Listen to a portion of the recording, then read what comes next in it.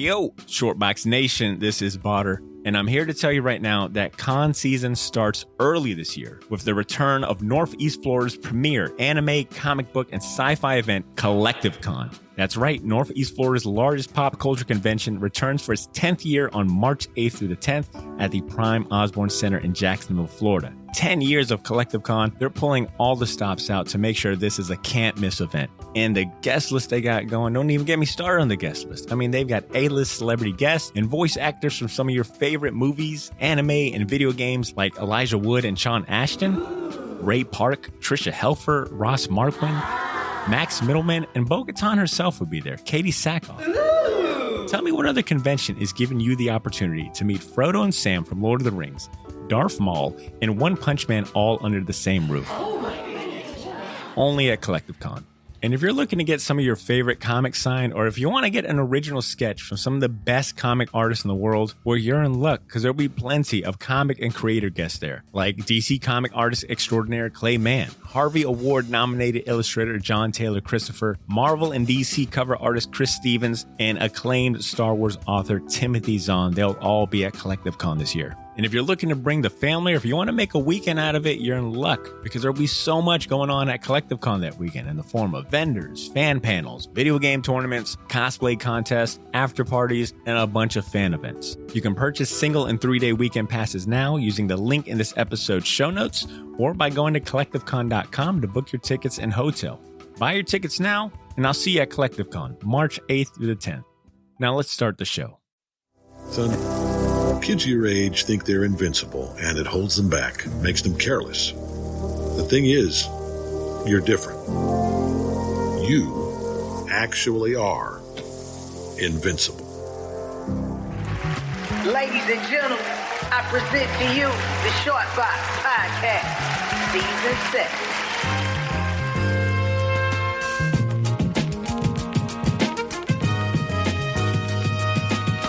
The Shortbox Podcast was recorded before a live internet audience. I would tell you that I was hypercritical, like watching it in the sense of me and Botter, we had talked about this, and he's like, "How do you feel?" I was like, honestly, man, Invincible holds such a special place in my heart that I'm just like, that's what I want to hear. What you say, I was for like, sure, because I remember when those issues came out, that's not really a time period, that puts me back almost 10 years. Let's think of a young Drew. Less curls. Yeah, less curls, more of a liability. But damn it, but so much more raw energy. Raw energy, Just liability. He's probably losing his shit. He probably had so much to say. But watching it, dude, it was exciting. I liked how they did the right off rip. The first one, you don't get the I guess not the intro music, but the second one, in the second episode, how they do the credit scene. Oh, it's he must feel bang. Yeah, that's sweet. I was like, all right, cool. That's cool. I fucking with this the blood type splatter. It kept catching me off guard. Yeah. It was like, yo, you ain't bang. Wait, what? Oh, Invincible. Yeah, that was cool. Is this the Image universe, the DC universe? It feels like that. I'm telling you right now, It was Skybound universe. Yeah, That Skybound corner universe. of Image. Yeah. Okay. But it definitely, if I had to say, when this comic book was coming out, this book was one of those books that was, definitely on the radar, and, an image heavy of, people, would go and found out about this book. You found out about this book when you went to comic book shops. Mm-hmm. And if you had a good comic book guy behind the counter that was just doing his fucking job at the time, he would have been telling you about this book. I wish Ed would have been done this. That's how I found out about it, through customers. You know, saying, "Oh, you got to read this." This would be and good. just looking at it, not knowing it, just on superhero stuff. Listening to y'all say that, it reminds me of that the one y'all are trying to put me on right now. I think it's called Firepower. Firepower. Yeah. Firepower. Definitely. Which Robert Kirkman is writing that. Robert Kirkman is such a fanboy that he really does. He's a good ass writer. Yeah, he definitely is. He's a fucking good writer. And he wrote the pilot episode too. Yes, which I thought was really, and he's writing the last episode of the series. It was a pretty eventful Friday for comic book nerds. We got Invincible that debuted. We got the second episode of Falcon Winter Soldier. And we got the Suicide. Like DC was like, hold up, you can't. Here too. Yeah. Don't forget it. Yeah, Snyder Cut was last week, but we still in here. What did you guys think about the Suicide Squad trailer? Drew, I'll start off with you because me and you were on the phone. Oh man, as far as trailers go, what I thought about the trailer, not the movie. If we're going by trailer, if we're talking about the trailer, it's the best damn trailer I've ever seen. We were on the phone when the trailer dropped, and that was our cue to get off. We were like, all right, man, see you later. We tried to pretend like we had things to go do, but it was like, we know what you're taxes doing. I gotta file. What were your thoughts on the trailer? What was your immediate reaction watching? Oh, it looks fun. I was like, oh, this definitely just looks fun. James Gunn is definitely going to be doing like what he does best, is just taking a bunch of like ragtag nobodies and just making it fun. F-list characters. Yeah, F-list characters. Nobody cares about. Yeah, make them fun. Yeah. Yeah, it feels like Expendables like 4.5. Yeah. Dang. Yo, especially with like the lineup too. Oh, and did you see, like, I saw somebody's name? Sylvester Stallone's in this movie. He's King Shark. Shut up. Get out of here, really? Yep. Yeah, Fuck, that's awesome. They're pulling a Vin Diesel group, but Sylvester Stallone and Shark, or King Shark, is like, that makes sense in like the DC universe. So yeah, you guys would get Sylvester Stallone. Like, all I think James Gunn just like, if he likes somebody on set, he'll just put you into this next I was just about to agree. I agree with you wholeheartedly. I just need to meet James Gunn in a setting where he's like, you're cool. And I'm like, just make him laugh. Yeah, make him laugh. I'm not his brother, so I can't do that. I don't have that gig. You'll make him laugh, and then he's like, hey, what are you doing next week? James? Nothing. This is going to start with him and John Cena not in the next anything 25 anymore. movies. What were some of your thoughts and reactions to it? I thought it looked like a fun movie. It's some characters I've never even heard of 100% in this. And then the fact that they're going to have Starro. At the end? It's a fucking kaiju. We got kaiju. Bonkers. Bro, that was awesome. So, yeah, it looks like a fun James Gunn kind of his, like, you know, some of the elements he brought to that humor and that kind of weirdness he brought to Guardians, he's going to bring it to DC. I think it's going to be a fun movie. If you look at it as just like a standalone, just popcorn movie. Yeah, that's it. Yep, that's it. We got Harley Quinn. And it's going to be amazing. Yo, Margot Robbie is not letting go of this Harley Quinn. No, it does not. Really good. Yeah. She does do fantastic. She does do fantastic, but I'm just really impressed that like her character is so integral to, you know, not only Suicide Squad, because that's where we got to meet her, but then she also had her own movie and she's right back. Like I guess I would have thought that the reception that the first one got, and also I just feel like Margot Robbie should be super busy, but it's cool that she came back for this, you know? But Brian, what did you think about it? Oh man, well let me check my notes here. Looks fun. James Gunn. Kind of covers everything. Bars. I like the shark. Bars. I like the shark. It makes me think there could be a Street Sharks show one day.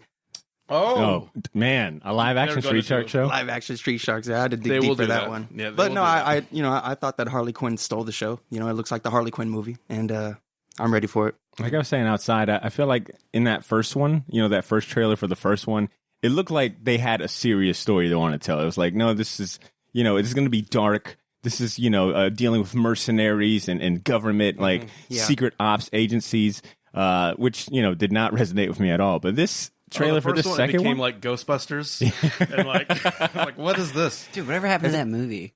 The Ayers cut is coming. HBO Max. Hey, yo, release the Ayers cut. We were saying that the opposite is happening with Ayers cut. The hashtag is, yo, contain the Ayers cut. Keep the Ayers cut. Move on. Hashtag move on. Guys. I am here for this John Cena and Idris Elba. Like, oh, hell yeah. Two of the most good looking. Like, yo, I need John Cena, Idris Elba versus Cage Rock, match. Dwayne Johnson, and Kevin Hart. I need Kevin Hart. That's a good one.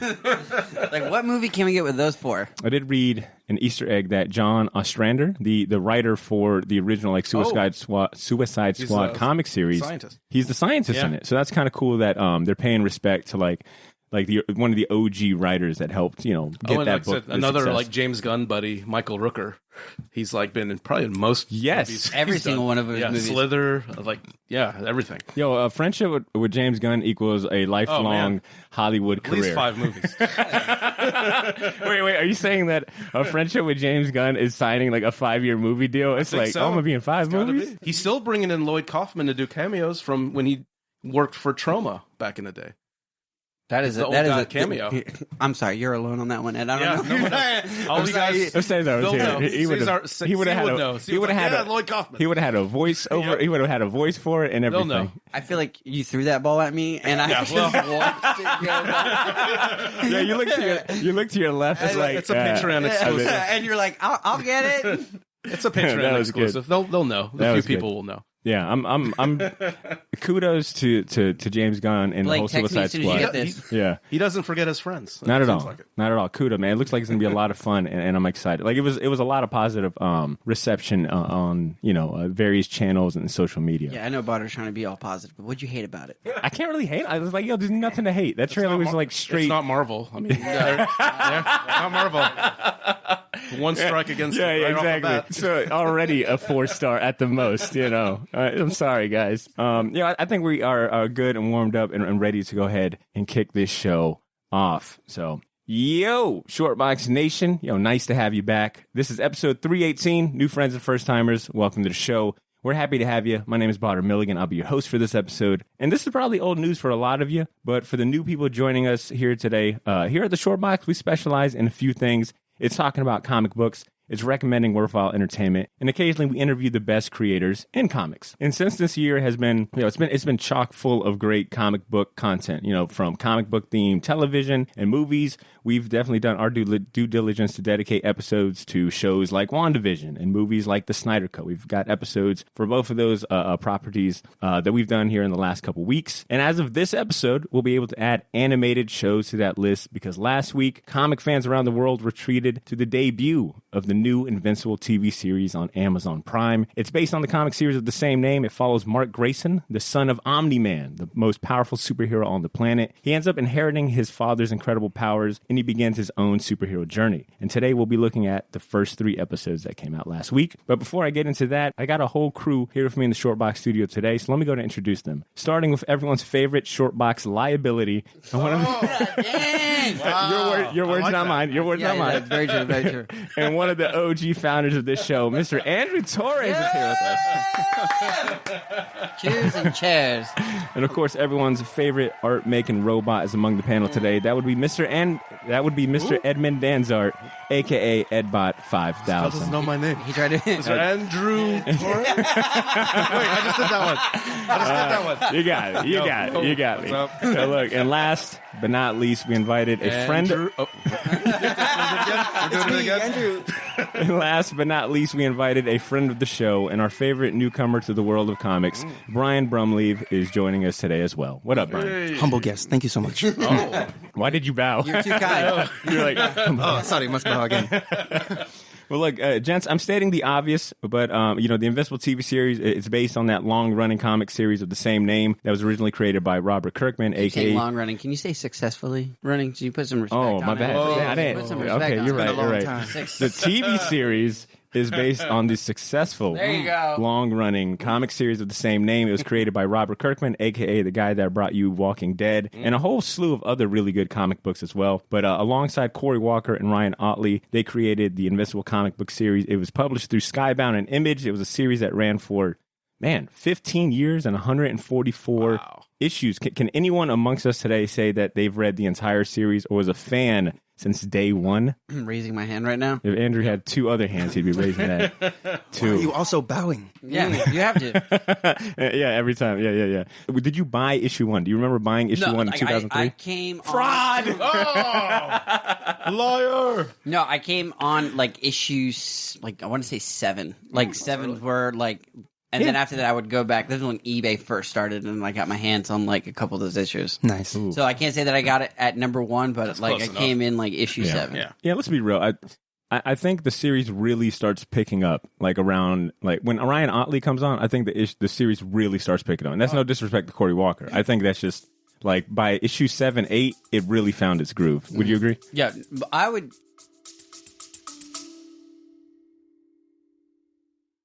Yo, this is Botter. Sorry for interrupting this episode, but I'll keep it brief. I wanted to let you know about a massive sale we have going on over at the Shortbox store on all of our merchandise and apparel. That's theshortboxstore.bigcartel.com. You can now save 20% off your entire order using the discount code YOO, Y-O-O. So if you've been waiting for the right time to finally buy that gauntlet snapback, or if you ever wanted to buy any of the shirts you see me wear on the podcast, well, now's your chance to get them for a steal. We still have a few sizes left of everything, but they won't last long, and once they're gone, they are gone. And then I mentioned that all of our apparel is screen printed on high quality material. None of that heat transfer or direct to garment stuff. Our shirts are some of the most comfortable ones you'll ever wear, and the hats look even better in person. So wear your support for the Shortbox Nation proudly, knowing that you're going to look damn good doing it. Get to theshortboxstore.bigcartel.com as soon as you can, and don't forget to use that discount code YOO, Y-O-O, to save 20% off your entire order. All of this information can be found in this episode's show notes if you want to get there faster. Thanks for not pressing fast forward. Now back to the show.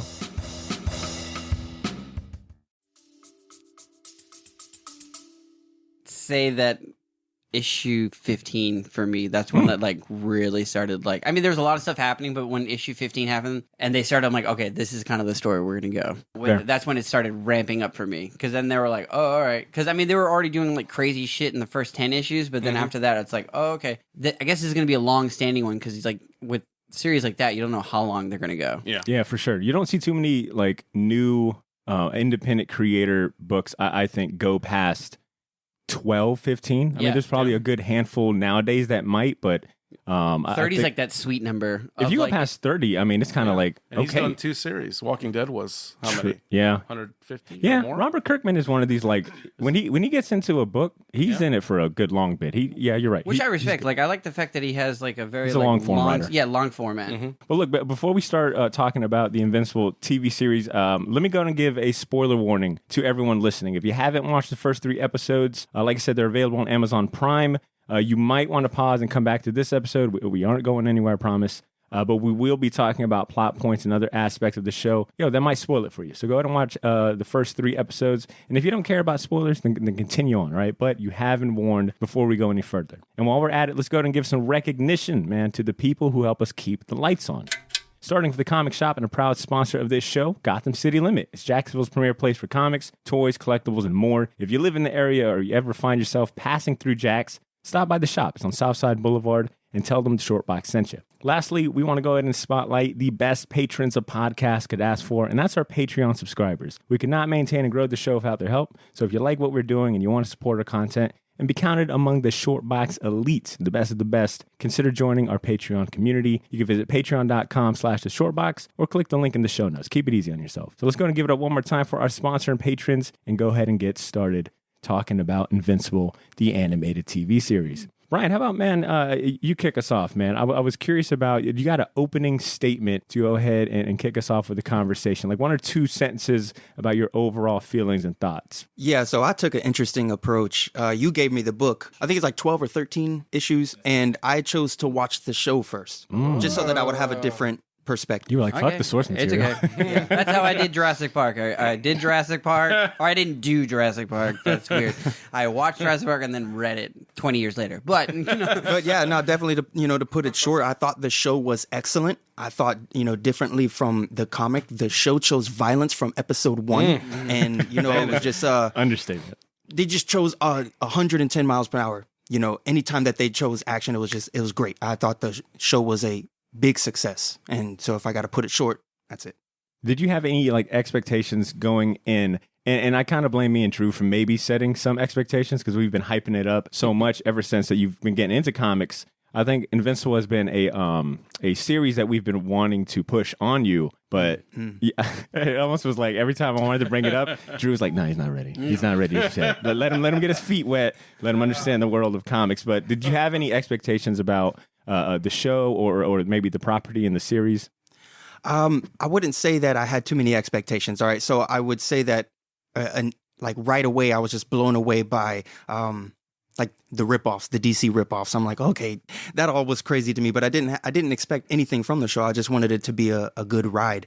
Y'all did hype it up pretty well, and I thought it lived up to it. Yes. I got a lot of opinions about the dub. I thought the dub was done well. you know. But there was a lot of audio things that I picked up on. Okay. You know, so I got a lot of opinions about that. But I mean, other than that, I thought the show was great. And then when I went back and read the comics, I got a good perspective. For all the criticisms that I thought while I was watching the show, I went back and read the comics, and I got a really good perspective on a lot of those. And so whereas I thought that during the show, they were speeding through the superhero tropes, just like flying through them. But they did the same thing in the comic as well, because it's not about it being another superhero story. It's about, this is about to be different than the normal superhero story. Yeah. So, you know, gear up for that. Well, it's taking like those tropes and homages and then turning them on its head. You know? Yeah. And For real. Yeah. And like every time they subverted the normal show, they went 110. Oh, yeah. You know, like the end of the first episode, like jaw dropped to the floor. Oh, yeah. And I'm so glad that they did that. When I went back to the comic book, of course, the comic book is a normal comic book, slow burn reveal. And it's very good. It builds the hype better than the show did, because I felt that the show sped through a lot of the little moments as well that, you know, like when he was first testing out his powers, or the scene at the dinner table. I thought those should have been fleshed out more, and then you could have been on the main character's side a little bit more. I wanted those to be fleshed out, and they weren't. But then you go to the comic, they weren't fleshed out there either. Yeah. And like, so what you were saying, when that, especially that end scene, I think like what you were saying, it's like if someone watched it, it's like, oh, this is like Spider-Man and Justice League and whatever. But once you have that, you know, murdering of the Justice League, it's like, This is a massacre. holy shit. I was like, when I was watching, I was like, holy shit, every eyeball that popped out, every brain that came out, I was like, Yeah, fuck. I forgot this was on Amazon Prime and they can do that. Yeah, I and was it's like, oh my okay. god, that would get someone who was not familiar with the source material hooked. Or even like a comic fan who'd never read it, they'll be like, oh, I've seen this shit before, and then move on. And then now it's like, oh shit, Yeah. I'm on board now. So before we get into a little deeper in that, I do want to say I've been enjoying the positive reception this show has gotten so far. And I think it's a little more impressive for me because, one, it's an animated show, which I think sometimes plays second fiddle to live action, like adaptations. You know, like some people wouldn't put, I think the casual viewer of like some of these MCU shows or like the Snyder Cut and things like that kind of look at animated shows as a second tier, you know, like, those are, that's a cartoon, that's for kids or whatever it may be. Yeah. I do feel like sometimes animated shows don't get the respect that they warrant. But it was really cool to see the positive reception as far as like the scores this show was getting from, like, you know, sites like Rotten Tomatoes, Metacritic, IMDb. It scored fairly well. And even like the overall reception from like the comic book community on like social media and other channels that I follow. Like it was almost like a holiday for a lot of like readers of like serious readers of comics. Like they were really hyped to see like such a faithful adaptation and Invincible. And not only that, but like I thought the rollout was great too. You know, this show, we were expecting the episodes to drop on Friday, but they dropped early on, I think, Thursday evening. Yeah. And we didn't get just like 1 or 2 episodes. We got the first 3 episodes available all at once. And I'll go ahead and say that the Invincible Twitter handle, it's Invincible HQ. They have been great on social media. I mean, they've been responding to anyone that's been talking about it, just like chiming in or saying something nice. And I think that kind of adds to the experience, in my opinion. And I wanted to ask before we go any further, maybe to kind of visually paint the picture for our listeners who maybe have only seen the trailer, but, you know, are kind of on the fence about it. If you had to throw Invincible, the show, in a bucket with other like-minded shows, whether it be visually or tonally, what other shows do you think it can be kind of compared to? Not saying like direct ripoffs, but maybe influenced, or you kind of feel a certain vibe to. It's like a WB Batman show. Yeah. Young Justice. I was thinking like, I think Young Justice for sure. DC movies, Yeah. it has that quality. Oh level yeah, of the quality. DC like Yeah. world premiere animated Yep. for sure. Those Yeah. exactly. Just like hard R. I'll go ahead and I'll add 3 unique ones from the ones you guys are listing. Outside of like the immediate kind of comic book animated shows that come to mind, I felt like I had a tinge of like Boondocks, in the sense of like, Boondocks is a show about just normal people and like different, you know, topics, you know,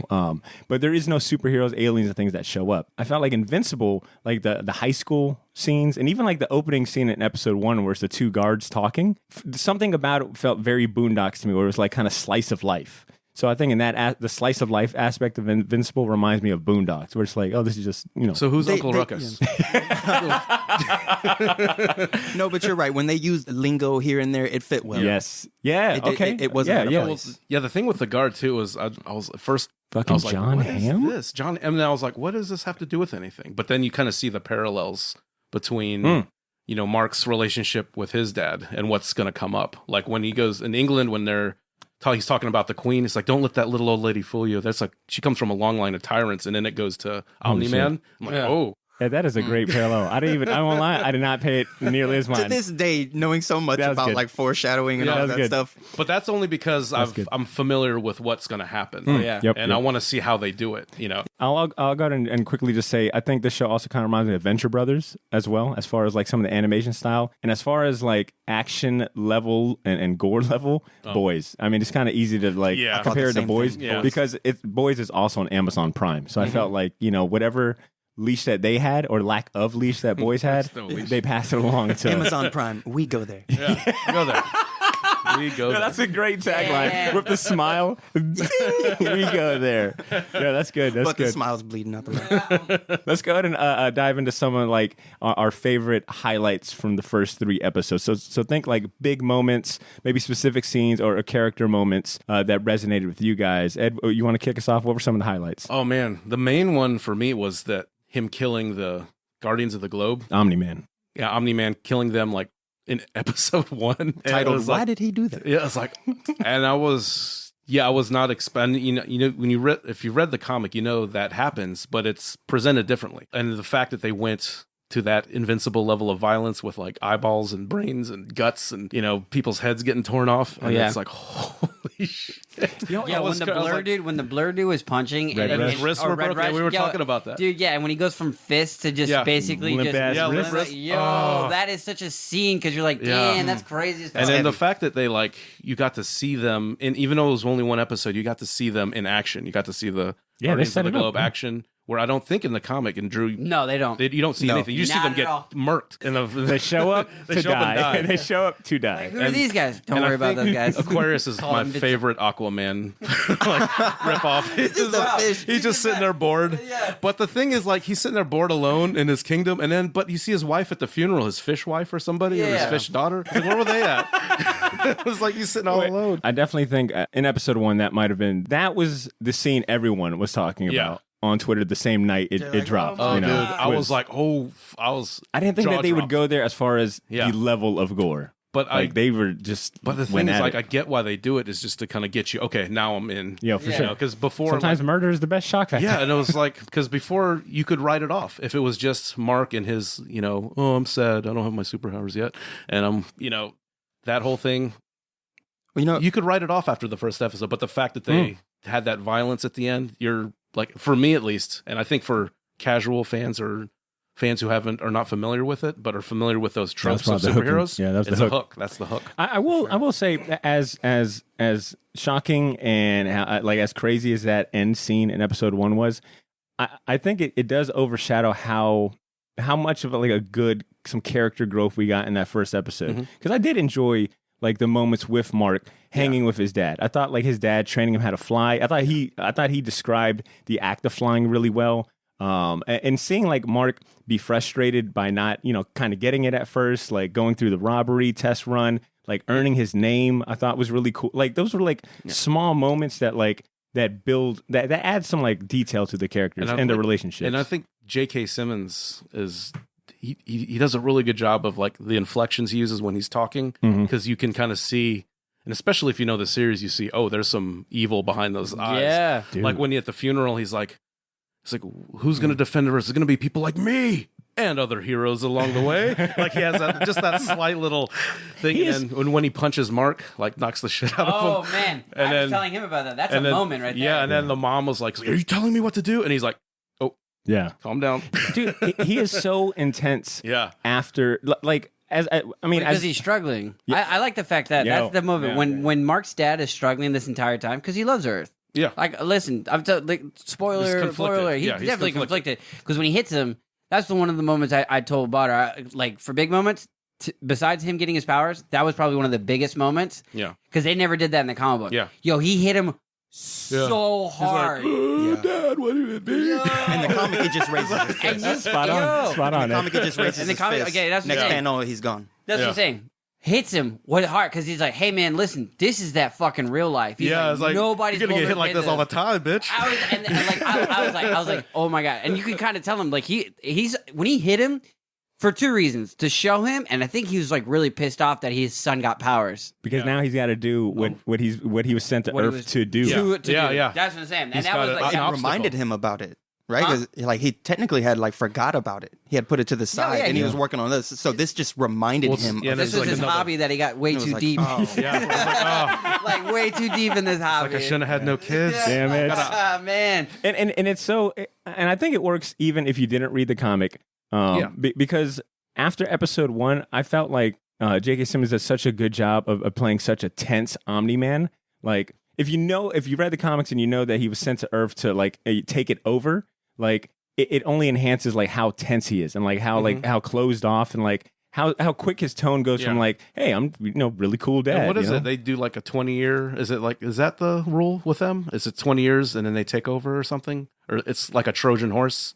Yeah, they gotta. Okay. Yeah, they gotta like stay on Earth There's for like a a certain time amount. frame. Yeah. No, he had a different one though. Like Okay. it was, he had a different than like how they normally approached planets. Because there's time is different in all these worlds, Yeah. which they play on. That scene where he throws the garbage bag and kind of indicates I've got my powers. I think like both in the comics and in the show, it is such to me like a unique superhero origin moment. Yeah. It's like like he throws a garbage bag miles high in the air and And he struggles with it at first. He's dragging him yeah, out. Like, yes, well said. maybe because it's trivial. And it's 3 words, Yeah. about what would we say? It's about time. About time. Like, Yeah. for me, like I know when I got to that in the comic book, it was like, oh wow, this is a moment. Like that is the end of his old life. He's literally throwing out, his old And life. he's been from told here on since he out. was a kid, this is what's going to happen. And Yes. he's waiting. I thought it was really done well in the comic because it was just a 1 page. Yeah. It was just Yeah. 1 page, 4 panels. Before, when I was watching the show, I wanted that to be fleshed out more. I wanted that to be fleshed out more because But- the way the animation is, he just, he steps and then he throws it and he's like, oh, huh. And then, it changes. Yeah. And so I'm like, no, there's more to this, like show his emotion, show what Yeah. he's thinking, Like get a cheer. little Throw the bit dumpster close in up, space. something. But that's kind of goes back to what I was saying earlier is that, the comic treated it that way as well. The comic treated it as a passing moment. Yeah. When you're Because in a larger story, you turn that page. Oh, that happened. Oh, yeah. That's how you got. But to Ed's point, he does grow up knowing one, his dad is Omni-Man. 2, he's expecting at any time. So I think like this was And, well, they preface it too by saying, it's like, well, your power should have been in here by now. yeah, exactly. He's kind of late. Yeah, he's Yeah. kind of late. And so he's been waiting for it. So and actually, Nothing wrong with that. Nothing wrong with being late. Just want to say there's nothing wrong with being late. but I thought some of the highlights were in that first episode was like Mark learning how to fly, like Mark playing baseball with his like it was like such mundane activities, but in a superhero way. It's like, well, let's play baseball up in the sky, throwing this baseball around the world. Like let's go learn how to fly instead of learning how to drive a car. I will go ahead and say, seeing Mark's suit in action is so like I think that's when you start seeing how good this animation like Oh, you're talking is. about where they put the camera as well too. Like where they put the camera, where Mark is like just all the shots that they're doing, like you're saying, the way that the suit flies, the way it looks, the way it fucking just you're like, damn, black and yellow look fucking great. And even the song choice, because they don't have much music. They have like a score and whatnot, but I think they've maybe only got 1 song per episode. But the song choice they had for that scene where he's flying around the city, Broken Boy by Cage the Elephant, was like a great pairing. And then all of a sudden, like, it's broken with that explosion that he sees with Killer Commando, I think his name is. What happened on the last episode, episode 3? Cecile was talking to... He had the date with the other girl, and Eve. Oh, okay, that's right. Yeah. Well, it ends with Eve and Mark go to Mount Rushmore to fight Dr. Seismic, Okay. which I will say, it's cool to watch Mark's moments like learning to become a superhero, because he has a really cool moment where he that family is falling through like they're falling through the Up to ground, lava, yeah. and he knows he can't reach them in time by the trajectory he's going, so he decides to spin really fast and like kind of cut diagonally through the earth to Just catch like them, old, which I thought was old-timey Superman where he spins. yeah, like a drill in which the I thought earth. was Yeah. really cool. I was like, damn, this is Mark. Like, you're seeing Mark think quicker, like and also seeing Mark also take this role very seriously as a superhero, because in episode 2, when his dad is in a coma, he feels really bad. And when the alien invasion first comes, he ends up trying to save the old lady gets hurt and things like that. Oh, yeah. And he really gets beat up by that, which I thought was like a good Well, superhero. she was dead. She was dragging around like a rag doll. Like bones sticking out of her and stuff. I was like, is she all right? It's like, no. But again, that's one of the 90 tropes that years they just sped Oh, through. yeah. They just sped through. Yeah. Well, then, because like Omni was like, "Hey, man, listen, like, This is gonna happen. like, people this is gonna die. happen. People die. Sorry, where's my suit?" But to answer your question, episode 3 ends with Robot is freeze the Mauler twins, yeah. who are some of my favorite. The Mauler hilarious. twins are so fucking funny. I'm the original. But a Robot frees the Mauler twins, and you learn that Cecil, I guess, was kind of in on it, and it's supposed to be. I think the next episode will be them trying out the new Global Guardians. Are we gonna talk about the voice casting at all, or is it just we're just talking about moments right now? No. We I can don't wanna actually. assume. No. We can. I didn't really read over the the show. notes. No, I didn't read the notes. I'm looking at the notes, and I'm not even reading them right now. We can Looking at the words. We can Those are actually letters. we can actually jump to the voice acting, but first, I want to take a quick commercial break. I think this is a little stopping point. Look, give us a chance to get a breather. Let's go and play this commercial from our sponsor, and we'll be right back. Hey, Shortbox Nation. Sorry for the interruption, but we want to talk about one of our favorite comic shops that happens to be a proud sponsor of this here podcast. You talking about Gotham City Limits? Whoa, Batman, what are you doing here? It's just me, Potter at sea. I've got laryngitis. But you know what doesn't have laryngitis? Jacksonville's premier location for comic books, collectibles, toys, and more. Oh, and don't forget, Pool customers get 10% off their comics. Shut up, I'm talking now, punk. Gotham City Limits offers free bags and boards. And 20% off trades and hardcovers. I don't need a Robin for this ad spot. But Batman, you're forgetting about the most important part about Gotham City Limit. It's a comic shop welcome to everyone, for the diehard collectors and the new fans. I told you I'm not Batman. But have Alfred get the car ready. I'm rich, so it's on me. We're going to Gotham City Limits to spend some money on comics. So we're not taking a real break. This is just for the No, that was radio. that was a fake one. I tried to tell you in the beginning. Welcome back, y'all. Don't ruin the magic for people. Jeez, Drew. The man behind the curtain. Yo, liability, right? Y'all over here sitting with your break, and I'm over here not getting breaks.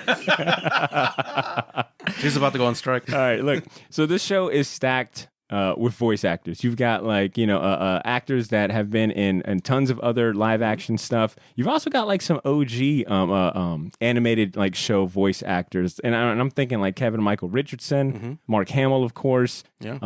Just a whole bunch. But I wanted, Ed, was there any standout voice actors for you or favorite character? And I'm just a fan. I don't know if he particularly fits, but I really love Jason Mantzoukas because he's a comedian. He's Rex Splode in this. Rex Right? Splode. Yeah, okay. And I like him as a comedian. I'm not sure if he quite fits with Rex Splode. Yep, but exactly. I'm just a fan of his, so that was a kind of a surprise. And then, Dude, I could not put I was like, yo, where else has he been? Most recently, he's come on, he's Jay in Big Mouth. Big Mouth. And I Yeah, was like, damn, yo, he's literally just playing the same character at this point. he doesn't make his. He's just that's how what he I'm talks. saying. That's how he talks. I'm like, yo, you're not this character. Yeah. You're yourself. He's an Yeah. actor in the league. yes, Mm. yep. And he's like, stand up and does that. How did this get made? Yeah, oh, yeah, Okay. very much. And everybody likes to comment like, you know who you look like? And I'm like, who? Oh yeah, I'm sure you get that. You look like the guy from Yeah, you do kinda look like Jason or something. Yeah, okay, cool. Oh, and Seth Rogen as Alan, the alien. Perfect. That Such was a pretty perfect funny. casting. Yeah. Which like- it's really good because like it even though it is Seth Rogen, you Yeah. don't hear it. No, Like you're like, oh fuck, you're like, yeah. Because at first I thought it was gonna be like, but I'm glad that he's taking this very seriously. yeah, he's less pothead. I'll say one of my favorite, my two favorite characters outside of like Omni-Man and Mark would be the mom, Debbie Grayson, played by Sandra Oh. yeah. She's great. Grey's Anatomy shout out, and then also Robot. You have Spock playing. Yeah. It's like Spock playing Robot makes sense. Like I thought Zachary Quinto delivers his lines so good. Ed, who were some of your other favorite characters? I still think, like I said, I think J.K. Simmons is killing it with his. Like, Yeah, just- Brian, you heard that? I was about to say J.K. Rowling, but that's no one likes her I anymore. keep saying the same thing. I was like, the Eminem. He plays the And Eminem. Stephen Yeun, J.K. he's Rowling. really likable. Stephen Yeun's playing. Yo. And like he's Ooh, just I a got a question likable for guy. It is really likable. So, Drew, do you think, because we had a conversation that, if these voices are really good and the show is successful, I know, like, for me, these might be the voices I hear when I read the yeah. show again. Do you think, like, this will have, like, that impact for you? For sure. The one person that surprised me the most is just Cecil. Like the way I've always read him. Walton Goggins? Oh, yeah. Walt Goggins. The way I read Cecil. He looks like fucking Cecil. That's right. He looks like a Cecil. Like, But I never read Cecil as like a very like nice. southern draw. Yeah. To me, he was very gruff and just like the Nick Fury Fury, type yeah. of like Nick can Fury see type. The fact that he's just full of he's almost too young. Like he has a very young voice in this takes me away. But Brian, back to you saying how much you don't like Omni-Man's voice. Which I agree. There's some parts of it where I'm just like, oh, I don't hear Omni-Man. I hear J.K. Rowling, Yeah. whatever. No, J.K. so Simmons, I damn should- so here's the deal, Ed. I texted these guys beforehand. I was like, I probably got a crazy opinion here, but I don't think J.K. Simmons was right for this role. Not that he's not an OG, not that he gets all the respect, and I love his voice, and whatever he's in. But I think that this was a chance for something new. I think that the way that this show is hitting Amazon, it provides a chance for other smaller titles to and I just feel like J.K. Simmons reminds me too much of older American English cartoons. And so that's my point on the dub, is that I thought the dub was really well done. However, when it first started, I was just hit with way too much nostalgia for old American cartoons. And it's that what was the name that you said, Botter? Is it Kevin Kevin Michael Richardson, who's voiced like Lilo and Stitch, Young Justice. When the first episode comes up and you got the twins, and I hear that's like the first voice that I hear, I was immediately just shot with so much nostalgia. Right. And then you got J.K. Simmons comes in as Omni-Man, and I'm like, oh my God, they're almost similar voices. And then you have Clancy Brown as the demon detective. Yes. I forget his name. He voiced Mr. Krabs, by the way. Oh, he did Yes, Mr. Krabs. Clancy Brown. Yeah, okay, yeah. Clancy Brown did Mr. Krabs. So Clancy Brown's been in it for a minute. Yeah. Yo, they're all OGs in the games, and they deserve roles. However, it shot me with so much nostalgia that I was like, man, I was ready for something new. Okay. I was ready for something new. You want a And- new voice in your head. And just like you said, Omni-Man, you kind of hear Jonah Jameson, and Yeah. that's my point I here. think is they like, casted his mustache. Like the mustache is actually Jay. That's a great like point. That's what they say. It's mustache. It's just like JK's. Yeah, if they put it in that, course it's the mustache. They put JK's. That's they pretty got good. different voice That's pretty actors good. for the mustache and the guy. This entire, but if they did that twist, like the mustache is just, this entire time has been the culprit behind everything. That's the real virtue. I think the two that that caught me by a little bit of surprise was the fact that Mark Hamill is in this show as Art Rosenbaum, the dude that makes their costume suits, maker, the costume maker, which is not too much of a surprise because Mark Hamill has been in has done so much voice acting. It's always cool to hear his voice, and he's not always like the biggest character in the show. He just enjoys being a part of things. Exactly. And then, of course, I already said the other one that caught me by surprise, but John Hamm playing No Name Steve, the security guard, was like, Drew, you said like John Hamm just does these type of John roles. Hamm is just a worker. Like if it's something that's fun to him, and like you're like, hey man, would you do this? And he's like, he's not above doing no, this. Like, he's not. He's definitely a classy guy. Fun fact. This is a little unrelated, but John Hamm is voicing Iron Man in the upcoming MODOK series for Hulu. Oh, that's gonna be weird. I will tell you right now, the one weak part to kind of like add on besides J.K. Simmons, Zazie Beetz. Yo, She to plays me, Amber. like weren't you get her feeling out of it? here. Hell no. Because here's the thing, I don't hear whoever her character is. I just hear her, and she plays the same thing over and over again. Well, the character looks like her. I mean, True. to Yeah. her credit. True. definitely does. But at the exact same time, I'm like, yo, you're not really acting. You just showed up. It's like the same thing when they casted Beyonce as Nala from fucking Lion King. You're like, no, it's like you're not playing Nala. It's Beyonce playing Nala, playing the. Do you think you feel that way because she wasn't part of the comics? Like this is No. She's a new addition. She's She is a a new new addition addition. to the show. She's definitely a new addition. It's just like, like as soon as you talk, it's like, yo, definitely Mark's gonna be feeling Zaza. If that's Zaza Zazie. Beetz, like, if that's who it is, it's like, yo, don't try to pull a fast one. I know who you are. you can't always. I Just feel like add you're good blaming her names. for being like an it's attractive like, woman. how'd you take Like, this No, I'm not blaming her. I'm not blaming her. It's just like it's Woman, just like Damn did your this to me. sexiness. yeah. they just taking this role. It's just like Shameless. they inserted her in there. It's just like you said, it just looks like her. So- It's like, all right, like get out, like keep Yeah, it going. well, here's the thing. You can't always just add a good name for a voice cast. Yeah, and I think that's what it is. Delivery is so much, and I say this because I'm an anime fan, and I watch subs over dubs because English dubs are the worst. They're very seldom good, right? And then so English cartoons have the same things, and that's why I had the issue with J.K. Simmons. I want to rise above that. I want English dubs to be good. Like when you watch a Miyazaki movie, Man, you sound like Kylo Ren. Oh, Like when you watch a Miyazaki movie, though, those dubs are so masterful. The delivery, the tone, and they are redo so the great. dialogue to match the They the do, lips too, they so- do, and then so a And they lot get of top-tier English talent. cartoons are just like. Give me the lines. What's going on? All right, I'm gonna read it like this. It's like old kung fu movies and Godzilla movies. Oh, you're here to challenge my crab style, huh? Yeah, I am. It's like one guy doing all the voices. There was one particular line that came from the twins in the beginning that I thought it was very bad delivery. And I forget exactly what happened, but it was like the girl came up and he made a comment to her. He made a witty comment to her, but his delivery just showed no wit. Like, and I was like, and I'm sorry I can't think of that line, whatever it was, but it was in the beginning. Was it when he they're was fighting like, the globe? when he was like, War Woman, you know, War Woman. he could have taken the day off. Yes, Got it. that was it. And it's little things like that to me that can make, yes, it can make it better. Yes, it can make it great, but it makes it more personal. Yeah. When you take time with the delivery, when you know, I don't know.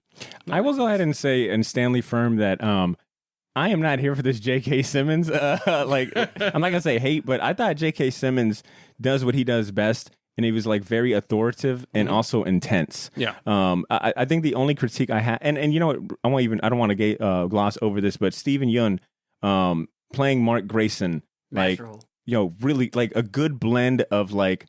He captured like, idealistic, optimistic, but like also anytime like he was down and hurt, like, I felt it. Like Peter Parker vibes. Oh, I was like the 100%. entire time I was like, Yeah. oh man, this is definitely This is like Spider-Man. if Peter Relatable. Parker's dad was Superman. for sure. You know?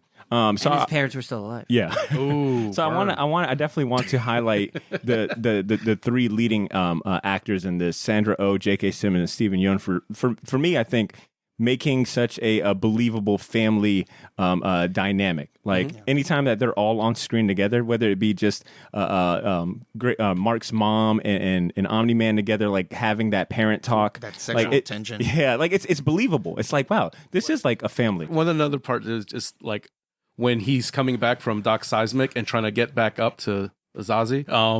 He's lecturing him. He's like, okay. Oh yeah, Amber. It's like, and son, you got to realize. Yeah, that was Okay, yeah. he's like, I'm about to get laid here. Wrap this up. Yeah, that was good. Some of the modern elements that they inject in this show to get it like to make it feel contemporary. Like I noticed that they name drop like Instagram. They name drop like some current comic books, like Jeff Lemire's Underwater Welder. I think that was the comic book that Mark references when he's handing it to Amber. He's like, "Yo, you'd really like this. It's about a guy that works as a welder and sees ghosts." I think that's the Jeff Lemire comic. I'm fairly certain. Sounds like something. Right. And then they also name drop Ta-Nehisi Coates because Mark's friend is like, "You got to read this book by Ta-Nehisi Coates." Maybe that's why they added her to the show, think so. because it gives a realistic reason to That is a good point. accept these modern things that they're throwing in. That Very could, true. that's Because a that good comic book is explanation. 15 years old. And to Good add point. more Very- drama to that True. Adam Eve. True, very true, The very triangle. true. That's a good point. Very true. And that's another thing. I don't believe the chemistry between this is totally like the View or the comic View. Well, like the chemistry between Mark and Eve. I don't believe it yet. Right now. Yeah, it's still like it's still like early. It's like one, she was dating Rex Blode like a majority of it, and then like I think we're going to get a moment where like for them it really syncs up. Okay. I do want to go ahead and mention that just kind of talking about these voice actors and even like kind of like the live actors. Seth Rogen and even Evan Goldberg, they're still working on a live action film adaptation of this book. It's going to be separate, of course, from the animated show, but Rogen is going to be co-director, writer, and producer. And of course, Robert Kirkman's going to be involved, I think, as a co-producer. But I think that it's cool that they didn't let that go to the fall to the waste. Yeah, I think when the initial announcement came out of the animated series, they also had, and it's going to be a live action. So they haven't forgotten about that. That's wild. So that would be Will Seth Rogen still be the voice of? Alan the Alien? What if he is Alan the It's Alien? just him. And he just kind of In the beefs suits. up? Yeah. I mean, it's his choice. Yeah. Dude, I would love to see Steven Yeun as a. Yeah, because it's funny Mark because he Grayson. does a cameo in The Boys too. He's like the director. But he's a little old for the origin part. Very true. You're right. Hmm. All right. So let's spend some time on the comic books, because Brian, that was one of the homework assignments we gave you, was to read issues 1 through 4, which 1 through 4 are You did a little bit more. Yeah, which I'm We're not not proud upset of. about it. I'm an overachiever. There's no extra nothing. No extra credit. Yeah, but good on you. You just wasted more time. You get a gold star. In 1 through 4, we recommended that because that is what is contained in volume 1, and I think I forgot where that ends, but it's definitely, I think episodes 1 through 3 kind of cover an amalgam of like 1 through 8. I think It doesn't even have the first 4 issues because it doesn't. just a little, like just a little bit. Like I'm talking about none of the kids were bombs. Oh yeah, they Like, left none. that out. Yeah, Like, they he's threw like, that out. Yeah. None of it. But Brian, I was curious. What was your opinion? And let's just focus on the comic right now. What was your opinion of the comic? And maybe did one or another have more of an impression on you? I know you kind of like briefly touched on it, but can you go deeper?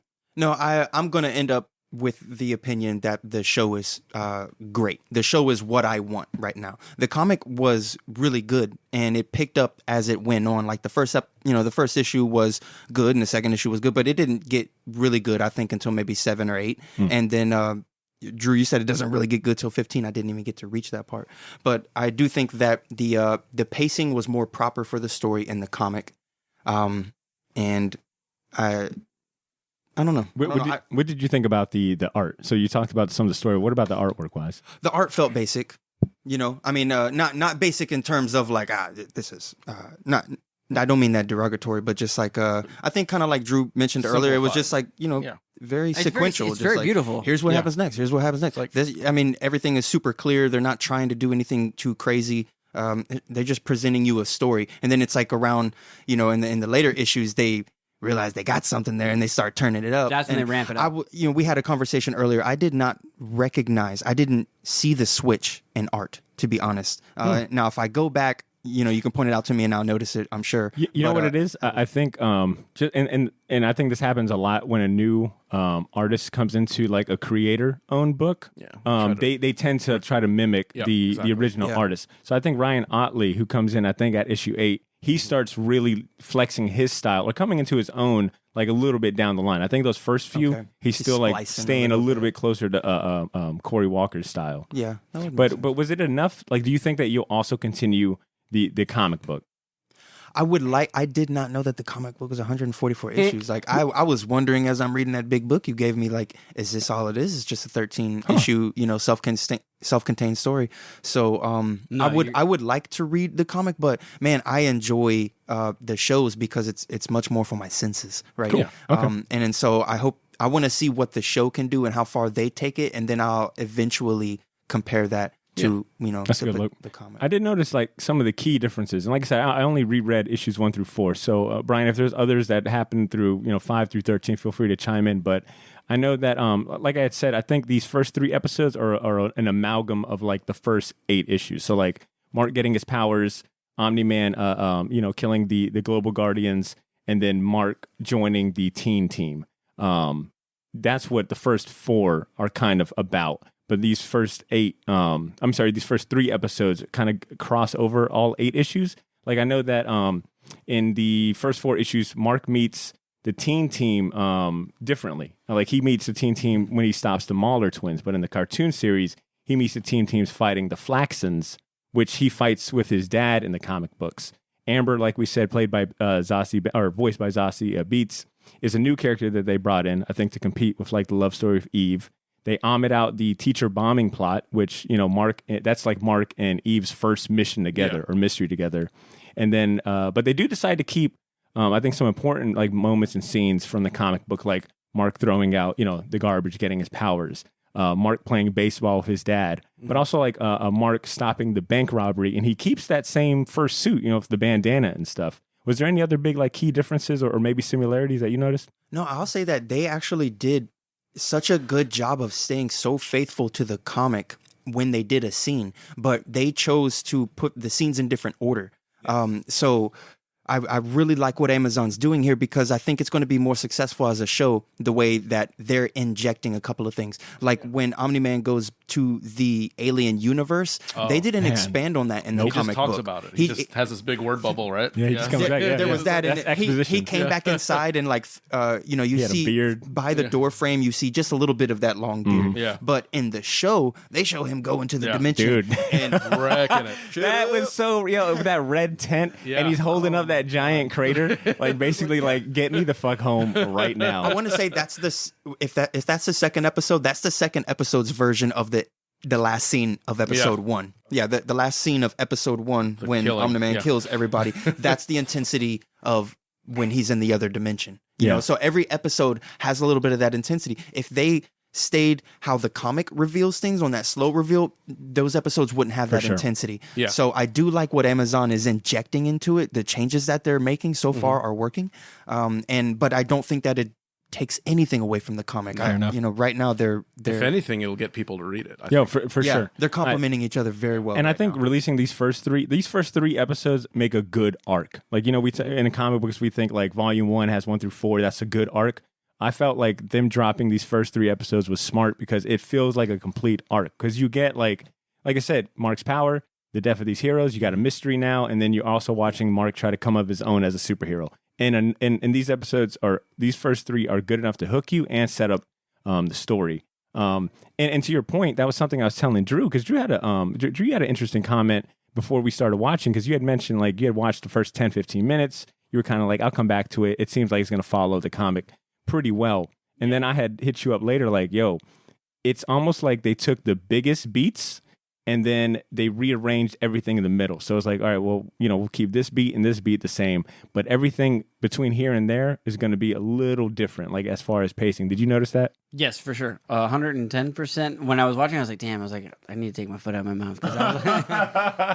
Because it was the one thing I told her, I was like, You thought it was going to be like the Watchmen the movie, where it's I like was panel no, by panel by panel. And I know for a fact he was going to change it a little bit, but I was like, at the same time I was on him, I'm like, hey, I'm not running towards the door because like I've already read the comic book. I've already had it in my head. Like I've sat with this, like you said, 15 years. Like every year I would reread this comic book back and forth.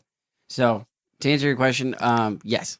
Fair enough. And I think that's what makes this show really good as far as pacing, is that, like I said, they have the big beats. So like some of the key panels or moments from the comics.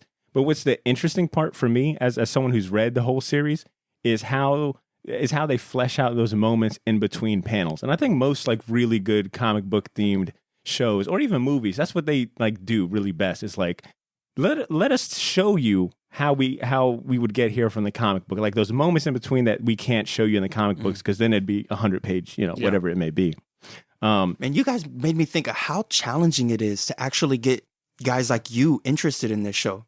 You know, because you already know the story. Me watching the show, I'm watching the story unfold. There's hype, there's suspense, but you already know what's going to happen. So how are they going to get you to watch every week if you already know how things unfold? They got to throw crazy animation at you. True. They got to throw good music and a good score to it at you. And well, there's that, and there's also the thought of like, even if you love the source material and familiar with it, it's like, okay, how are they going to pull this fucking shit off? How are they going to pull this off? What are they going to do? How are they going to change it? I'm excited to see, but I can see both sides where you're like, I got it. I got the volumes. I'm good. Yeah. But there's also how are they going to do this? How are they going to pull this off? There was a little bit of that when I read the comic. After watching the shows, I was able to read the comic a little faster because I was like, okay, I just watched this. So I was going through the same thing as well. I think I will choose to watch the show because it's in this new day and age of big budget TV shows, or I wouldn't even call it TV shows, but streaming shows. Like that's the kind of media that I want to consume right now, because I'm talking about it every week with the people who I'm watching it with. So we got 8 episodes, but 3 so we're gonna have 5 more weeks of talking about this every week. I could go read all the comics in maybe the next week or two, and have a great experience for myself. But I think I'll have a better experience letting it unfold on a weekly basis and talking about it with my friends. And that's what's great about the new age of these streaming shows. I think another thing that helps with this show too, from someone who loves the source material, is knowing that the creator, Robert Kirkman, and his company, Skybound, which, like I said, Invincible came out through Skybound, which is, I think, an imprint of Image. So they're kind of like, that's his studio. Yeah, exactly. knowing that Robert Kirkman, one, I think he wrote the first episode of this series. He's also going to be writing the last episode. So I kind of feel like if he's involved, like he's that involved in it, then the adaptation is going to be faithful. It's going to have like a sense of respect. And knowing that, and I mean, this was news to me. It wasn't until Ed brought it up, but I didn't know that Skybound, which is the production company that he owns, also was producing these shows. Like I knew about the comic book arm. I didn't know about the TV and animated show arm. So it's cool to see Robert Kirkman's like fingerprints all over it. I wonder what's going to be next. Like, Walking Dead money. Yeah. I wonder if we're going to get an Invincible video game. That would be awesome. Yeah, that'd be pretty rad. And actually, imagine fighting on the sun at the last level. Not a spoiler. Ah, man. I can't wait for Freddie Mercury to show up. Which, you know, is a good jumping is a good transition because Drew, I wanted to know from your perspective, what are some characters or story arcs from the comic book that you hope show up in the animated show or maybe future seasons? I mean, granted, they're not going to be able to cover everything we want, but what are some like big characters or arcs that you'd like to see get the animated treatment? Dr. Angstrom, or is that his name? Dr. Angstrom. Yeah, Angstrom. Angstrom, the guy with the big brain, and the guy that can like teleport all the different universes. Yes. I can't wait to meet all the different Mark Graysons. Yo, all the different universes. Wasn't that one called the Invincible War, where he meets like the Mark Graysons of all these different universes? All these different, here's the thing. I'm saying right now, as an anime, as a fan of cartoons and anime, there are so many more characters that are going to show up. Yeah. That this list of IMDb of like voice actors is going to just get longer and crazier. Well, my little hint to that was when I went back to read the comics, I saw Savage Dragon was at the funeral. He wasn't at the funeral in the show, but he was in the comics. And then at first I'm like, that looks like Savage Dragon. And then all of a sudden, like, you get it shows like his arms. I'm like, man, he's really muscular. That might actually be Savage Dragon. He's got and a I said tiny it waist to the, and skinny legs. Yeah, I say it to Botter, and he's like, oh yeah, Chucks? It's Yeah, definitely Savage Dragon. And I think that would be cool. That'd be a cool Easter egg. If we got some of those cameos from like a Savage Dragon, maybe even a Spawn, because that That's was not happening. Yeah, absolutely. But I told him about It'd be nice. you know, it'd be really craziest thing if Haunt shows up in here. Another Kirkman character. Like another Exactly, Kirkman which character. I think would be doable. I think it'd be cool if we got Wolfman. more. That's an astonishing Wolfman. Yeah, Astonishing And Wolfman. It might get firepower. I don't know if they like Kirkman. Yeah. You know, they might all his also go characters. with one of his new things That would and be just cool. say instead of fleshing out Grimes 144 and his issues hook of firepower, let's just make it a TV show. Because that's what was so cool about the comic book was that it was it was kind of like Image's second or third wave of new superhero titles. I forgot what were some of the other contemporaries or Invincible's, you know, quote unquote peers when it came out, but it was like it was the next step from like Spawn and Savage Dragon, like, you know, the Image founders, like superhero creations. You know, at that point, Savage Dragon and Spawn were still going, and I think they outlasted a lot of the other Image like original superheroes team. Yeah, exactly. Everybody. That's the only two left. So Invincible was like brand new superhero story brought to you by Robert Kirkman. I think he was. I think Walking Dead was already fucking huge. Yeah. So it was cool that Robert Kirkman was able to create like Drew's saying, like there's so many characters that show up and intertwine and throughout Invincible's 144 page story issue epic. There are so many subplots that he introduces that pay off. If they don't pay off like in 10 issues, they'll pay off in 20 issues. And if you've been reading since, you know, issue 1, you get such a great... That's probably the best way I can explain Invincible, the comic book series. It is filled with so much great payoffs. So many great like callbacks, Battle and cameos. Beast, Robot, like everything. The Robot like, story. Dude, Robot story is probably Oh one my of god, the, his character I can't arc wait is to so see. good. It's so good. Yeah, his character arc for the entire series You is kind of see it, like the seeds of it. and the fact that Are they Zach getting to is- that in 8 episodes? Nah. I don't think this That would season be is really going. jamming a lot of shit. Here's my theory about this first season. I think it will strictly focus on Mark and his dad. I think it'll end in them fighting each other and then them, you know, splitting apart. You know, him learning everything and then splitting. I think knocking up a praying mantis. Yeah. Some other world. and if we get season 2, I think that's when they'll probably start introducing the other Viltrumites. I'd be very surprised if we met the other Viltrumites that you meet in the comics, like Conquest and Regent Thrag. But I think this season is just going to focus on them kind of figuring out who killed the Global Guardians. Oh, it was Omni-Man. What the fuck does what the fuck do I do as a son, that's trying to be a superhero? I think that's what we'll get this season. But You think they'll have the beatdown at the end of as a season ender? Look, Robert Kirkman's writing it. fuck yeah. Yeah. We are getting an Jesus epic. Christ. I think we've only seen the tip of the iceberg as far as epic fight scenes. Because that is one thing Invincible, the comic series, does so good is all out action brawls that are so fucking gory. When Thrall brings in all those like clones, those Oh my all god, the the kids zombie army? run? Yeah. Yes. Oh Yeah, that's my crazy. God. You know what the budget of a comic book is? Your imagination. Yo, damn it. Yo, the artist's wrist in your imagination. carpal tunnel. Carpal tunnel. Yeah. Dude, some of the fights, like some of the arcs that you get in Invincible towards like the 20s, the 40s, and the 50s. We're talking volume 7s and volume 8s Yeah, and 9s. that's the thing. There are so many good jumping on points. Like they have moments where they're like, okay, this story arc ended. If you're a new reader, jump on right here because it ain't that hard to follow. Just to add, so one of the tropes that, not even tropes, it's something that me and B have always talked about. It's just like if you had to put the Invincible as like there's like epic mangas and just like classic, the Dragon Ball Z's, Full Metal Alchemist. This to me is the closest to like a complete American type of manga animation of just like. And that's the thing; it's complete. The story is told. Complete, yes. Which it's is not rare. like Which is evergreen. rare. Like, well, okay, how much longer can we read about Peter Parker not getting his shit together, and all that kind of stuff? It's a complete established story. And I'm really glad you brought that up because that's probably like my biggest selling point. I feel like, and I'll be honest, Drew is the one that got me into Invincible. No surprise. Like, and it took him a couple years, but when I found, I was working, and it's like, but I felt like Invincible fans, like, I'm so happy for them. Like, especially like ones that have been down there since like day one. exactly. Is that I'm so happy for them because prior to this. That's all they had was this comic book, and it ended at 144. So imagine like you want more, but you respect that the writer was like, I've told my story. And you're like, well, thank you. But damn it, can I get a toy or an action figure or a video game or something? We got little Lego figures. Oh, they're coming. It's coming. Oh, yeah. The new action figure drop looks rad. So I'm happy. McFarlane's going to be like, okay.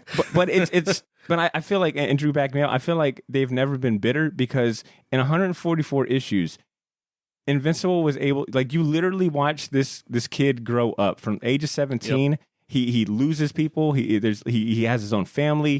He moves into college. He fights so many intergalactic wars. He goes through all these dimensions. Like, you are watching this character grow up, and by the time it's done, you're like, wow, that was. And let's this talk guy about needs the some fact, rest. Rest. And that's another thing too. I forgot. Like one of the things I wanted to bring up is the fact that Mark is in this very violent world, which should desensitize you. It doesn't. And it doesn't. Yeah. Like, he still has, like, at his heart, like, let's just say he still wants to do the right thing. Yeah, he has that earth heart. Like, he's a human. Like, that's the other half of him is that the earthling part where he's like, nah, man, I love humanity. Like, it can't be all bad. And that's what I'm saying. Like, this dude, like, me, dealing with, like, fucking dead bodies all the time, seeing that through and through and through, and like, there's just no way. Yeah. There's just no way that I would have been able to like keep on a conversation. It's like you're on your own. Yeah, like Alan, like, can I come with you? Yeah, I want your job. That's what a cool idea that is. Just to have a guy come every few years to test your strength. Superhero. Yeah. But even Alan, the alien in the comic books, has such a great story arc. Like, I don't think there's not a character in the comic book that doesn't have somewhat of a story arc, whether it's like for the good or bad.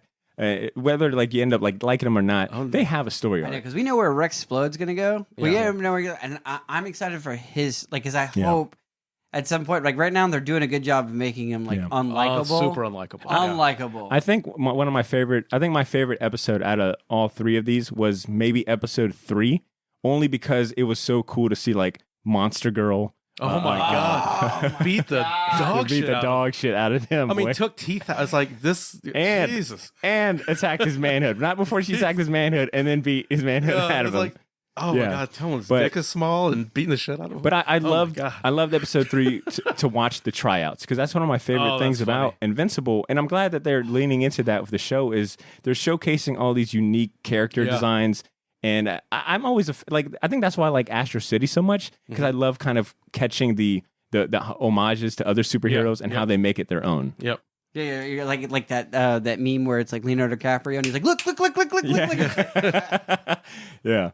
Well, look, gents, I think we have all had a chance to talk about the show in depth. I think we've... So now we're going to talk about Falcon and Winter Soldier. Drew has been waiting for it. We've not only had a chance to voice our own opinions, but we've got a chance to hear others as well. Let's go ahead and wrap it up by giving our personal score and grade. Drew, I want to go ahead and start off with you because I'll say this.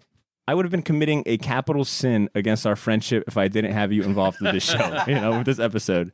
And like I said, you're the reason I saw the light when it came to Invincible. So as a longtime fan of the comic series, what would you grade these first 3 episodes? And do you think they did the comic justice? Did they bring anything new to the conversation when it comes to Invincible? Most definitely.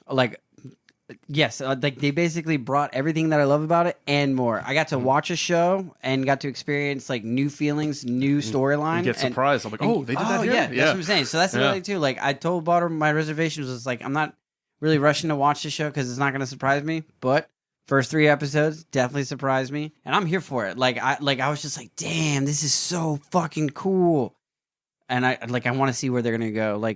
Now that we're only getting 8 episodes, I'm where's it going to end? Yeah. Who else are we going to see? This is such a big world, and especially if you read it, all the trials and tribulations he goes through. And the color looks amazing. Sound looks quality. It looks like good. the comic coloring. Definitely, I couldn't ask for anything more. I just thought, like I said before, now that it's a cartoon, there's no way that this could be a movie. It can't. It definitely could be a movie, but it's going to be one of those those tropes of Netflix adaptation. I hope not. Those memes where they talk about it. Yeah.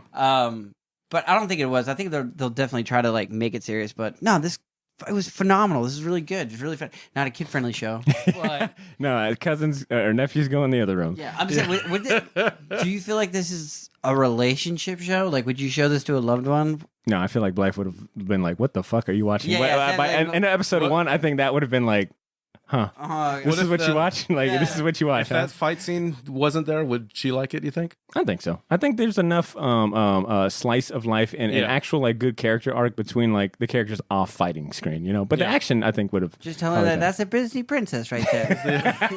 Eve. So Drew, what's your final grade for it? Final grade, F? A through F. Yeah. I would give this a solid A. Nice, like a 98. Hell yeah, man. Hell yeah. With a great job with the smile. Sticker? Yeah, let's start great sticker. job. Oh yeah, good definitely. job. Thank you. Yeah. Ed, what about you? Oh, it's A+. Easy. Ooh. Easy. Fantastic. It's such a great adaptation. Like I said, I've read majority of it, but I need to sit down and reread the whole thing. Mm-hmm. It makes me want to reread the whole thing now. Definitely. Just to kind of refresh what I've missed and what I'm missing in the show or what they've changed. And I think the artwork is great. The fact that they really went on board with the violence to get you hooked in that first episode, introducing you to all those tropes, even giving you a little bit of, compassion for these, obvious Justice League, ripoffs, but then showing their life and stuff. It's wow, we're going to actually expand the story on these. Nope. And just kill them. And I totally forgot that they didn't do anything in the comic. So just even giving them a little bit of slice of life and where they get the signal to meet up and get killed, just having to see them in their civilian life and get a little bit of attachment, not too much, and just having them slaughtered at the end. That's, okay. It's a different type of superhero cartoon for sure. For sure. Breaking necks. All right, Brian, what about you? I want to give it an A, but I'll give it the A- because I have the they could have gone some different directions with the voice cast. Not that it was bad. I don't think J.K. Simmons did a bad job at all. I just think you wanted some fresh blood, make it its you own. said there was delivery issues too. There was delivery issues, and there was also some audio issues that I noticed where the volume would just shift from super loud, and the next thing I know, I have to turn it up because I can't hear anything. And I don't know if that's a post production on Amazon Prime's issue. I can't hold that against the show. That's just the audio. But that's what I hate about HBO shows.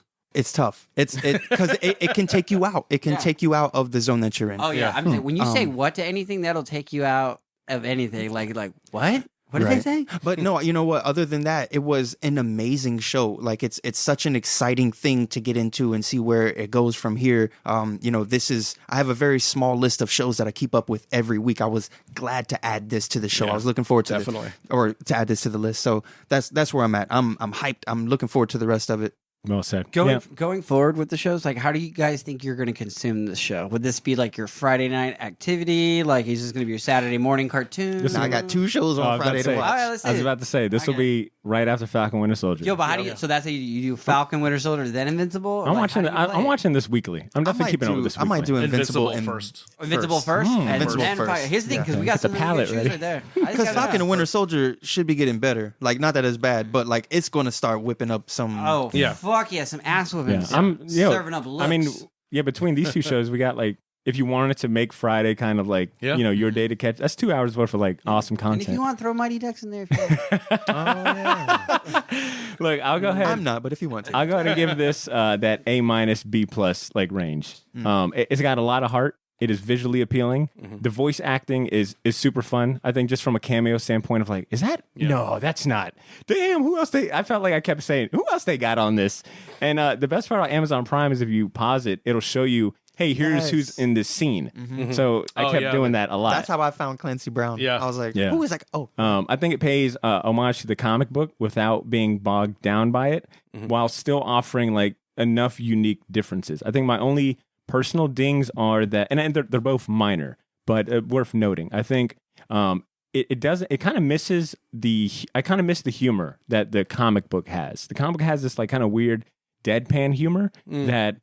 Like I don't know. Yeah, because there's a lot of silent moments in the comic book that transitions really good. And I don't think it translates that well to. I think it'd be a little. I don't know. I think I kind of miss a humor aspect to it. But who's not to say it doesn't incorporate that in these later episodes? Yeah, I didn't chuckle a lot. No, not at all. But I do chuckle a lot when I read the comic book. I think it is a very funny comic book. And the only other thing I'll say, and I might fall more in line with Brian, is that I think as great as the voice acting is, sometimes the punchlines or the delivery, I do agree, is slightly not as impactful, because I think the faces are a little too stiff at times. Like I would like if the expressions were a little more dramatic or a little more up close and personal. Yeah. Like it's sometimes it's like I see the mouth moving, I see the voice coming out, but I'm missing like, it ain't really hitting me in the gut as much as it should. But that's a very personal thing. It still gets an A- from me. And I'm excited for this series to get the attention that it deserves. I'm excited for like the new merch and the new content we'll be getting. I would not be surprised if we do get a video game of something of sorts. Like I think this show. Yeah, you look at the store and this, like, I was like, let me just see what they had. Yo, they geared up. They're like, you want beanies? And there's like, Burger King stuff, like science dog shit. You're like, real quick, that was dog. Seance dog instead of Science Dog was another. Now I gotta ask. But I'm like I said, it's been really fun being on like comic book Twitter and seeing all the love this show has gotten. So I'm excited for everything that comes out of it. I will go ahead and say again for our listeners, I don't think I said this at the top, but Invincible and all the volumes are available on Comixology. So I recommend sticking around definitely until like Ryan Otley comes on board, because like Drew said, it ramps up around like that 10 to 15. It would be episode 2. Episode 2 in the TV show coincides when Ryan Otley would have jumped on. Yeah. And I'll say one last thing, because I think this is important to note. What's fun about the comic book series is that you rarely see the same writer and artist stick around for as long as they do. Like Cory Walker, like I said, leaves around issue 8. He does come back towards the tail end, which I thought was a cool thing. Like he's coming back to the series he started. But that big 100+ issue chunk is straight up done by Ryan Otley, Kirkman, and then Crabtree, who does the colors in the comic book get so much better. So it's worth noting that you got to see. I think, and Ryan Otley was a fairly new name when he came on board. This is career building. This put him on the map. So it's so cool to read this comic. And he only series. did that. And here's the thing: he was only doing that and doing covers for Marvel stuff and DC stuff. So when this book was ending, everybody, like comic book wise, was like, "Yo, where is he going to go?" Yes. Where was like Ryan Otley? Because I mean, Kirkman, he'll be fine, but Ryan Otley, you're like, yo, what is he going to draw? You got Spider-Man gig, and he ended up getting Spider-Man gig because now he's about to leave because Invincible ended not that long ago. I think I said 2018. Yeah, 2018 is when it ended. And a good point. We were all. I felt like everyone was like watching a draft. It was like, Ryan Otley's leaving Invincible. Yo, where's he going? He's a free agent. Yeah, he's a free agent. Definitely. So yeah, that's a good point. Had a jersey for him and everything. Like, But like I think Brian said, we got 5 more episodes left for the season. The last episode releases on April 30th, so I think it's kind of following along the same schedule as Falcon Winter Soldier, which kudos to them for, going up. We're being like sharing a time slot with a Disney Plus MCU show. So let's see how the rest of it goes. Gents, I think we're at a good point to wrap this episode up. I want to go ahead and address our listeners, man. You know what I love to say? The conversation doesn't have to stop here. If you've watched Invincible, or if you've read the comics and you have some thoughts or opinions that you want to share with us, man, send them our way. We'd love to read them on our next episode. Write us a short email and send it to our inbox, theshortboxjacks@gmail.com. Or hell, let us know in a DM or a message on social media. Find us at theshortboxjacks, that's JAX, on Twitter and Instagram. Before I give my shameless plugs and shout outs, Ed, you got anything to say to the listeners? Anything to share? Oh, just Edbot5000 on Instagram. Commission's open. Do you have any Invincible prints already? I did an Invincible sketch, but I don't have any prints. But I might do one now. I think so, man. Get up on it. And as always, we do got a link to Ed's store in our show notes. If you're interested in a commission, go ahead and check those out. Brian, Drew, man, thank you guys so much for coming along on the show, man. Brian, thanks for giving Invincible a shot and sharing your thoughts. Yeah, man. Thanks. Good time. Drew. Yeah, what's up? You did it, buddy. Yeah, I did. I'm happy. Dude, I'm happy for you, man. Yeah, I didn't do as many efforts as I thought it was. All right, here's my shameless plugs, and here's me ending the show. Shirts and hats are shipping this weekend, so if you've placed an order, you should get them early next week. So first week of April, you should be getting the Shortbox merch. We're bringing back the Shortbox Hotline episodes, so if you're a Patreon subscriber, be on the lookout for that post and how you can secure a slot to chat with us and be on an upcoming episode of the show. Other than that, we'll probably be taking off next week. We've been at it for 10 weeks straight, so I think it's safe to say we can take a week break, But if you need more Shortbox content, check out our Patreon for bonus episodes. We just dropped another episode of our bonus podcast series, Pilot's License. We talked about the Fox Kids Silver Surfer cartoon and the original comic by Stan Lee and John Buscema. Visit patreon.com/theshortbox or click the link in the show notes. Thanks again to our supporters, like our sponsor Gotham City Limit, our Patreon subscribers. Thanks again to Brian and Drew for joining us this episode. But most importantly, thank you to the Shortbox Nation, man. We appreciate you for tuning in this week. We'll catch you in 2 weeks. So in the meantime, take care of yourselves, have a great week, and continue to make mine and yours Shortbox. Peace.